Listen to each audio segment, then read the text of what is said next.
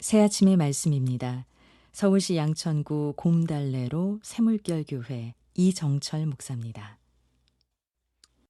하나님께서 허락하신 수요일 새날 새아침 주님의 이름으로 문안드립니다. 오늘 하루도 주님보다 앞서지 않고 성령 따라 승리한 하루 되시기를 축복합니다. 창세기 4장 1절에서 7절 본문으로 놀라운 축복 자유 말씀 전하겠습니다. 몇 개월 전 햇볕에 검게 그을리고 큼지막한 배낭을 맨 한 청년이 제 사무실을 방문했습니다. 자신의 이름, 고향, 학교와 전공 등 차근차근 소개를 마친 청년은 저에게 세 가지를 부탁했습니다. 첫째, 교회 안에 잘 곳이 있는지. 둘째, 일용직을 하려면 안전진단 교육이 필요한데 교육비 3만 5천 원 줄 수 있는지. 아니면 고시원이 11치가 7만 원인데 혹시 줄 수 있는지. 공손한 태도를 잃지 않고 이야기를 했으나 사실 뭔가 앞뒤가 안 맞는 내용이 많았기에 썩 내키진 않았지만 사우나 비용과 안전진단 비용해서 5만 원을 봉투에 넣어 주었습니다.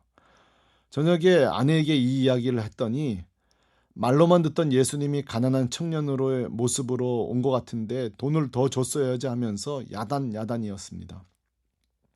누군가 돕고 와서 야단 맞기는 제 인생의 처음이었습니다.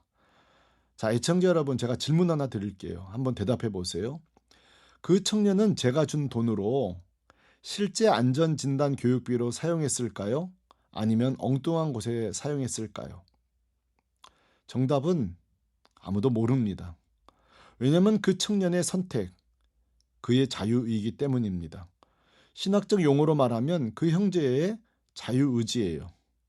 그러나 제가 5만 원을 줄 때는 저에게는 이런 기대가 있었습니다. 그 형제가 자신의 자유의지를 바르게 사용해서 목적대로 사용해 주길 말이죠. 어떤 분은 그러실지 몰라요. 목사님, 뭐 돈 5만 원 빌려주면서 자유의지까지 말하면서 거창하시냐고요. 하시겠지만 이것은 우리 신앙생활에 매우 중요한 문제입니다. 사실 그날 저녁 저는 그 청년에게 하나님의 방법을 조금 흉내낸 것입니다. 한번 선악과를 생각해 보세요. 하나님께서는 선악과를 만드실 때 아담과 하와에게 선악과를 먹을 수도 있고 먹지 않을 수도 있는 선택권, 즉 자유의지를 주셨습니다. 많은 사람들이 그래요. 뭐하러 선악과를 만들어 따먹게 했느냐고. 그런데 그런 질문은 우리에게 주신 자유가 얼마나 놀라운 축복인지를 모르고 하는 소리입니다. 하나님은 아담과 하와가 실패하기를 기대하면서 자유를 주신 것이 아닙니다. 하나님의 명령에 순종하며 먹지 않기를 신뢰하며 자유를 주신 것입니다. 하나님은 아담과 하와를 저절로 순종하는 종이나 로봇으로 만든 것이 아니라 자유의지로 하나님의 뜻을 순종하는 하나님의 형상으로 만드신 거예요. 그러니까 자유는 하나님을 향한 하나님의 존중, 신뢰, 사랑의 선물입니다. 얼마 전 버스를 타고 가는데 고교생이 자기 친구와 통화하는 내용을 들은 적이 있습니다. 야, 우리 집 꼰대 이제 나 어떻게 못해. 여기서 말하는 꼰대는 보통 아버지를 지칭해요. 우리 꼰대 이제 힘 빠졌나 봐. 나한테 이제 이래라 저래라 안 해. 포기했나 봐. 이제 내가 이겼어. 애청자 중 자녀들이 계시나요? 과연 부모들이 힘이 빠져서 간섭하지 않는 걸까요? 포기한 걸까요? 아닙니다. 부모님이 여러분을 신뢰하고 존중하면서 서서히 자유를 허용하는 거예요. 자유를 바르게 쓸 것을 기대하면서 말입니다. 어떤 목사님이 그러시더군요. 자유의지는 인간을 향한 하나님의 모험이라고요. 저는 이 말에 100% 동의합니다. 이처럼 우리에게 주신 자유를 어떻게 쓸 것인가 생각하게 만드는 또 하나의 사건이 가인과 아벨 오늘 말씀이에요. 두 형제는 제사 문제로 갈등을 겪게 되는데 자신의 제사는 하나님이 받지 않으시고 동생 아벨의 제사를 받으셨기 때문입니다. 이때 가인은 자신의 잘못된 제사법을 탓하지 않고 동생 아벨을 시기하고 미워합니다. 시기와 미움이 얼마나 무서운지 한번 보세요. 마침내 살인까지 계획하게 됩니다. 하여간 죄의 욕망은 끝이 없습니다. 이때 보세요.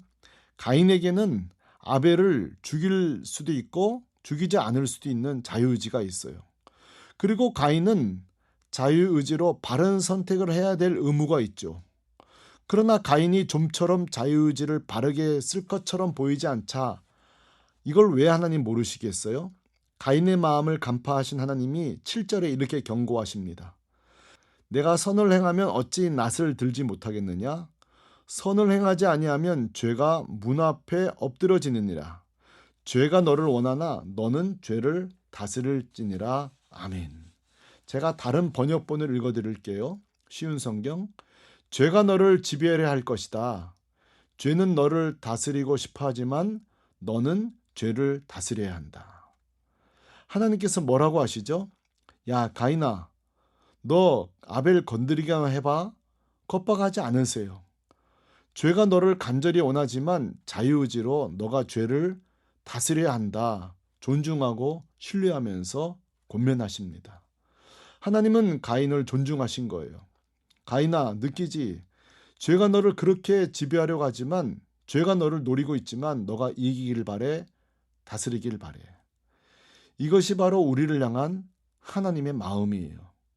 그러나 불행한 것은 우리를 존중하고 신뢰하신 하나님 앞에 우리의 태도는 늘 자유의지로 죄를 짓는데 사용했다는 사실입니다. 애청자 여러분, 그렇다면 우리를 신뢰하고 존중하시며 허락하신 자유의지로 죄의 종이 되지 않고 죄와 싸워 이길 수 있는 방법이 있을까요? 당연히 있습니다. 그 방법을 알려주시는 분이 바로 우리 예수님이십니다. 히브리서 4장 15절 모든 일에 우리와 똑같이 시험을 받으신 이로되 죄는 없으시니라. 아멘. 우리처럼 유혹과 시험이 많았지만 승리하셨다고 말씀하십니다. 이것이 어떻게 가능했을까요? 요한복음은 그 비결을 우리에게 이렇게 말씀해 줍니다. 요한복음 1장 14절 은혜와 진리가 충만하더라. 예수님은 항상 은혜와 진리가 충만했습니다. 다시 말해 은혜와 진리로 무장되어 계셨다는 말입니다. 그래서 기억나세요? 광야에서 40일 금식 후 마귀의 3차례의 공격을 다른 것이 아니라 기록된 말씀, 암송된 말씀, 진리로 무찌르십니다. 예수님 안에는 죄와 싸워 이길 풍성한 말씀이 있었던 것입니다. 댐으로 치면 댐 안에 진리의 물이 항상 가득 차 있어서 죄가 공격할 때에 진리의 폭포수처럼 방류할 수 있었던 것입니다. 자, 죄와 싸워 이길 수 있는 방법을 소개할 분이 한 분 더 계신데요. 바로 사도 바울입니다. 바울은 마지막 때에 죄와 마귀의 공격이 더 강력하게 있을 것이라고 경고하지만 두려워할 것은 없다고 말합니다. 왜요? 하나님이 주시는 전신갑주가 있기 때문이라고 말합니다. 에베소서 6장 17절에 우리가 반드시 소지해야 될 무기를 이렇게 소개합니다. 구원의 투구와 성령의 검 곧 하나님의 말씀을 가지라. 아멘. 바로 말씀입니다. 누가복음에는 예수님이 죄와 싸워 이기신 비결을 또 하나 소개하는데요. 누가복음 2장 25절입니다. 성령이 그 위에 계시더라. 늘 성령 충만하셨기 때문입니다. 에베소서 5장 18절도 술 취하지 말라 이는 방탕한 것이니 오직 성령으로 충만함을 받아라. 사랑하는 애청자 여러분, 하나님이 우리에게 주신 놀라운 선물 바로 자유입니다. 자유의지입니다. 그러나 우리에게 주신 자유의지가 죄에게 져서 죄악의 도구로 살아갑니다. 그러나 우리 주님처럼 은혜와 진리 그리고 성령의 충만함으로 우리의 자유의지가 통참을 받아 죄를 기뻐하는 인생이 아니라 하나님을 기쁘시게 하는 통로, 놀라운 축복이 되기를 소망합니다. 새 아침의 말씀, 서울시 양천구 곰달래로 새물결교회 이정철 목사였습니다.